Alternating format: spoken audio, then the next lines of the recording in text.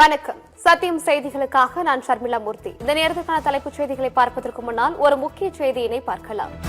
Petrol, diesel, சமையல் case நிலைமை என்ன? தற்போதைய உண்மை நிலையை நேயர்களின் கண்முன் கொண்டு வருவதற்காக எமது செய்தி தலைமை சண்முகசுந்தரம் நேரலையில் இணைகிறார். வணக்கம் சண்முகசுந்தரம், தற்போதைய உண்மை நிலையை விளக்கலாம். ஷர்மிளா, தற்போது நாம் பார்த்துக் கொண்டிருக்கும் காட்சிகள் உத்தரப்பிரதேசம், மகாராஷ்டிரா, டெல்லி போன்ற இந்தியாவின் பல இடங்களில் இருந்து வருகின்ற காட்சிகள். இது கடந்த 24 மணி நேரமாக இது போன்ற காட்சிகள் தான் தொடர்ந்து கிடைத்துக் கொண்டிருக்கின்றன. மகாராஷ்டிரா, மத்திய பிரதேசம், டெல்லி, உத்தரப்பிரதேசம் என்ற இந்தியாவின் பல மாநிலங்கள். தமிழகத்தில் கூட நீங்கள் பார்த்திருந்தால் கடந்த 24 மணி நேரத்தில் தமிழக காட்சிகளும் பல இடங்களிலே, தமிழகத்தில் கள்ளக்குறிச்சி, புதுக்கோட்டை, திருவாரூர், தஞ்சாவூர் போன்ற இடங்களிலும் இதே போன்ற பெட்ரோல், டீசல் வாகனங்களுக்காக நிரப்புவதற்காக வாகனங்கள் நின்றிருப்பவர்கள், ஒரு இடத்திலே சிலிண்டர்களுக்காக நின்று கொண்டிருப்பவர்கள், இது போன்ற காட்சிகள் கடந்த 24 நேரமாக பதிவாகி கொண்டிருக்கிறது. ஆனால் இப்போது மிக முக்கியமான செய்தியை நமது நேயர்களுக்கு நாம் வழங்க இருக்கிறோம். இனி இது போன்ற காட்சிகளை கடந்த கால காட்சிகளாக மாறப்போகிறது. என்றால் இந்த பெட்ரோல், டீசல் தட்டுப்பாடு என்பது இதுவரை இந்தியாவில் இல்லை. போதிய அளவுக்கு பெட்ரோல், டீசல்கள் அனைத்து பெட்ரோல் பங்குகளிலும், பெட்ரோல் நிலையங்களிலும் இருக்கிறது. ஆனால் இல்லை என்று பெட்ரோல் இன்றுடன் தீர்ந்துவிடும், நாளை முதல் பெட்ரோல் இருக்காது என்று தேவையற்ற வதந்திகளை சிலர் பரப்பியதால் இது போன்று பதற்றப்பட்டு அனைவரும் வாகன ஓட்டிகள் எல்லாம் பெட்ரோல், டீசல் நிரப்புவதற்காக ஒன்றாக ஒரே நேரத்தில் வந்ததால் இது போன்ற கூட்ட காட்சிகள் தொடர்ந்து வந்து கொண்டிருக்கின்றன. ஆனால் பெட்ரோல், டீசலுக்கு இந்தியாவில் இந்த நொடி வரை தட்டுப்பாடு இல்லை. போதிய அளவு கையிருப்பு, அடுத்த 3 வாரங்களுக்கு தேவையான கையிருப்பு இருக்கிறது, பெட்ரோல், டீசல் கையிருப்பு. அது மட்டுமல்ல, சிலிண்டர்கள், சமையல் கேஸ் சிலிண்டரை பொறுத்தமட்டிலே வீட்டு உபயோகங்களுக்கு வழங்கப்படும் சமையல் கேஸ் சிலிண்டருக்கும் போதிய அளவு கையிருப்பு இருக்கிறது. இந்த மார்ச் மாதம் முடியும் வரை போதிய அளவுக்கு கையிருப்பு இருக்கிறது. வணிக சிலிண்டர்கள் மட்டும், அதுவும் ஐஓசி மட்டும் தான் தற்சமயத்திற்கு கிடையாது, புக்கிங் கிடையாது என அறிவித்திருக்கிறது. அதனையும் சரி செய்வதற்கான முயற்சிகளில் தற்போது மத்திய, மாநில அரசுகள் ஈடுபட்டிருக்கின்ற தகவல் கிடைத்திருக்கிறது. அது மட்டுமல்ல, மத்திய பெட்ரோலியத்துறை இணை அமைச்சராகும் சுரேஷ் கோபியுடன் நாம் பேசிய போது அவர் நம்மிடம் தெரிவித்த தகவல், சத்தியம் தொலைக்காட்சிக்கு சுரேஷ் கோபி கொடுத்த தகவலின் அடிப்படையிலே இந்த பிரச்சனை விரைவில் தீர்க்கப்பட்டுவிடும், ஓரிரு நாளில் இயல்பு நிலையே வந்துவிடும் என்று கூறியிருக்கிறார். அதற்கேற்ப தற்போது ஓர்முஸ் ஜலசந்தி, இந்த ஓர்முஸ் ஜலசந்தி வழியாகத்தான் இந்தியாவுக்கு வருகின்ற 40% கப்பல்கள், பெட்ரோலிய பொருட்கள் 40% கப்பல்கள், 40% பெட்ரோல் பொருட்கள் கப்பல் வழியாக வரும். இந்த கப்பல் கிட்டத்தட்ட 36 கப்பல்கள் தடுத்து நிற்கப்பட்ட நமக்கு அந்த ஓர்முஸ் ஜலசந்தியுடைய காட்சிகள் நமக்கு கிடைத்திருக்கின்றன. அங்கு கப்பல்கள் அணிவகுத்து இருப்பதை பார்க்கிறோம். இதிலே 36 இந்திய கப்பல்களும் சிக்கிக் கொண்டிருக்கின்றன. நிறைய கப்பல், கிட்டத்தட்ட 430 கப்பல்கள் அங்கு அந்த ஜலசந்தியை கடக்க முடியாமல் இருக்கின்றன. அதில் 36 இந்தியாவுக்கு வரக்கூடிய 36 கப்பல்கள் இருக்கின்றன. இந்த கப்பல்களில் தற்போது இந்தியாவுக்கும் சீன கப்பலுக்கு எப்படி அனுமதி கொடுத்ததோ அதே போல இந்திய கப்பல்களுக்கும் அனுமதி கொடுக்கிறோம் என சீனா அறிவித்து விட்டதால், சீனா கப்பல் கொடுத்தது போல இந்திய கப்பல்களுக்கும் அனுமதி கொடுக்கிறோம், இந்திய கப்பல்களும் பெட்ரோலியம் எடுத்து செல்லலாம், பெட்ரோலிய பொருட்களை, கச்சா எண்ணெய் எடுத்து செல்லலாம் என ஈரான் அனுமதி கொடுத்திருப்பதாக தகவல் வெளியாகி தற்போது நேற்று ஒரு கப்பல் வந்துவிட்டது. இன்று 2 கப்பல்கள், மேலும் 2 கப்பல்கள் வருகின்றன.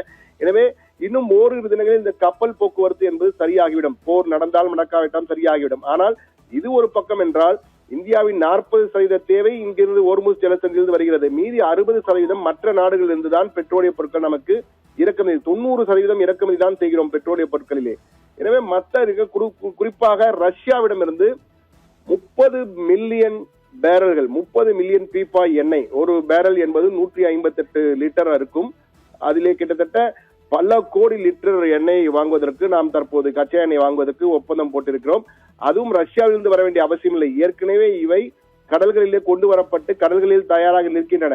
எனவே மற்ற கடல்களிலிருந்து நம்முடைய நாட்டுக்கு வர வேண்டும், அவ்வளவுதான். எனவே அதுவும் இன்னும் ஒரு 3 தினங்களுக்குள் எல்லா எண்ணெய் கப்பல்களும் இந்தியாவை நோக்கி வந்துவிடும். எனவே இந்தியாவில் இந்த பெட்ரோல், டீசல், சமையல் கேஸ், இந்த எல்பிஜி பிரச்சனை அனைத்துமே 3 தினங்களுக்குள் முற்றிலுமாக தீர்ந்துவிடும் என்பதுதான் தற்போது அதிகாரிகள் உறுதியாக நம்மிடம் தெரிவித்திருக்கிறார்கள். ஆனால் இந்த வணிக சிலிண்டர் பிரச்சனை தான் தற்போது பூதாகரமாக அனைத்து இடங்களில் இருக்கிறது. தமிழகத்தை பொறுத்தமட்டிலே சேலம், திருப்பூர், காஞ்சிபுரம், திருச்சி, கோவை, திருச்சிராப்பள்ளி, கோவை, கோயம்புத்தூர், புதுக்கோட்டை, திண்டுக்கல், வேலூர், தேனி, தூத்துக்குடி, திருநெல்வேலி, தென்காசி, செங்கல்பட்டு, ராமநாதபுரம் என பல இடங்களில் உள்ள நமது செய்தியாளர்களிடம் நாம் கேட்டபோது அவர்கள் கொடுத்த தகவல், தேவையற்ற பதற்றம் காரணமாகத்தான் பொதுமக்கள் வந்து அந்த வாகனங்களில் அணிவரிசையில் நின்றிருக்கின்றனர் பெட்ரோல் பங்கில். தற்போது அனைவரும் உண்மையை புரிந்து செல்ல ஆரம்பித்து விட்டார்கள். எனவே அங்கான இயல்பு நிலைதான் காணப்படுகிறது. திருவள்ளூரில் மட்டும்தான் இன்னும் அந்த இயல்பு நிலை திரும்பவில்லை. அதுவும் வெகு விரைவில் திரும்பிவிடும் என தெரிவிக்கிறார்கள். ஆனால் இந்த வீட்டு உபயோக சிலிண்டருக்கு பிரச்சனை இல்லை, வணிக உபயோக சிலிண்டருக்குத்தான் பிரச்சனை இருக்கிறது. என்றால் கிட்டத்தட்ட பல லட்சம் கோடிகள் வர்த்தகம் செய்யக்கூடிய அந்த ஹாஸ்பிட்டாலிட்டி செக்டர் நடக்கின்ற விருந்தோம்பல் துறை, அதாவது உணவகங்கள், அவற்றுக்கு தான் மிகப்பெரிய பிரச்சனையாக இருக்கிறது. சென்னை, பெங்களூரு, மதுரை, கோயம்புத்தூர் போன்ற இடங்கள்லாம் இந்த உணவகங்கள் மூடப்படும் என்ற பிரச்சனை தான் தற்போது பெரிதாக இருக்கிறது. இந்த பிரச்சனைக்கு என்ன செய்வது, அதற்கான முடிவுகள் என்ன எடுப்பது என்பது குறித்து தமிழக அரசு ஒரு அவசர ஆலோசனை கூட்டத்தை தலைமை செயலாளர் தலைமையிலே இன்று கூட்டவிருக்கிறது. இந்த 4 மணி அளவிலே தலைமை செயலாளர் அனைத்து மாவட்ட ஆட்சியிலும் அழைத்து இந்த பிரச்சனைக்கு முடிவு காண்பது என்பது எப்படி என்பது குறித்து தீர்வு காண இருக்கிறார்கள். அது மட்டுமில்லை, இன்னும் 4-5 தினங்களில் இந்த கச்சா எண்ணெய் முழுமையாக வர ஆரம்பித்து விட்டால் அந்த சுத்திகரிப்பு ஆலைகளிலிருந்து அந்த எல்பிஜி வர ஆரம்பித்து விடும். அதன் பிறகு இந்த பிரச்சனை என்பது தீர்ந்துவிடும். எனவே தற்போதைக்கு பொதுமக்கள் அச்சப்பட தேவையில்லை என்பதுதான் மத்திய மாநில அரசுகள் தெளிவாக கூறுகின்றன. நாம் அதிகாரிகளிடம் பேசிய போதும் அவர்களும் உண்மை நிலை இதுதான், தேவையற்ற வதந்திகளை பரப்புவதால் இந்த குழப்பங்கள் வருகின்றன. இன்னும் அதிகபட்சம் 3 தினங்களுக்குள் இயல்பு நிலைக்கு திரும்பிவிடும்.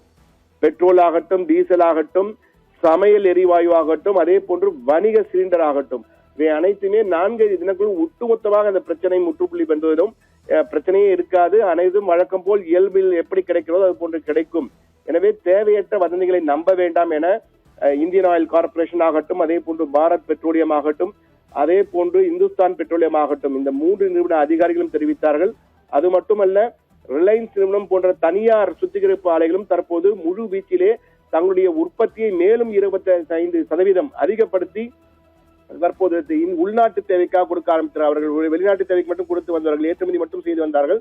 தற்போது உள்நாட்டுக்கும் கொடுக்க வேண்டும் என உத்தரவிடப்பட்டிருப்பதால் அந்த உற்பத்தியும் நமக்கு கிடைக்க இருக்கிறது. எனவே இந்த பிரச்சனை விரைவில் தீர்ந்துவிடும் என்பதுதான் அனைவருடைய அரசாங்க தரப்பு அதிகாரிகளுடைய கருத்தாக இருக்கிறது. யதார்த்த நிலையும் அப்படிதான் இருக்கிறது. இந்த கப்பல் போக்குவரத்து ஓர்முஸ் ஜலத்திலிருந்து சரியாகிவிட்டாலே இந்த பிரச்சனைக்கு பாதி முற்றுப்புள்ளி கிடைத்துவிடும். ஆனால் தற்போது ரஷ்ய எண்ணெயும் கூடுதலாக நமக்கு வருவதால் நிச்சயமாக இந்த பிரச்சனைக்கு தீர்வு கிடைத்துவிடும். இன்னும் 3 தினங்களுக்குள் இயல்பு நிலை திரும்பிவிடும். பெட்ரோல், டீசல் ஆகட்டும், அதே போன்று சமையல் கேஸ் ஆகட்டும் இயல்பு நிலைக்கே வந்துவிடும். பெட்ரோல், டீசலை பொறுத்தவரை தற்போது தட்டுப்பாடு எங்குமே இல்லை என்பதையும் மிக தெளிவாக நாங்கள் பதிவு செய்ய விரும்புகிறோம். இதை தமிழக பெட்ரோலியம் டீலர்கள் அசோசியேஷனுடைய தலைவர் முரளியும் செய்தியாளரிடம் தெரிவித்திருக்கிறார். பெட்ரோல் பங்குகள் தட்டுப்பாடு எதுவும் இல்லை, போதிய அளவு பெட்ரோல் கையிருப்பு இருக்கிறது என தெரிவித்திருக்கிறார். எனவே தேவையின்றி பதற்றப்பட வேண்டாம், வதந்திகளை நம்ப வேண்டாம். சத்தியம் தொலைக்காட்சி போன்ற உண்மையை சொல்லும் தொலைக்காட்சிகளில் மட்டும் செய்திகளை பார்த்து தெரிந்து கொள்ள வேண்டும் என்ற அன்பு வேண்டுகோளையும் இந்த செய்தியின் மூலமாகவே நேயர்களுக்கு வைக்கிறோம். ஷர்மிளா, பெட்ரோல், டீசல் மற்றும் சமையல் கேஸின் உண்மை நிலையை விளக்கியமைக்கு நன்றி சண்முக சுந்தரம்.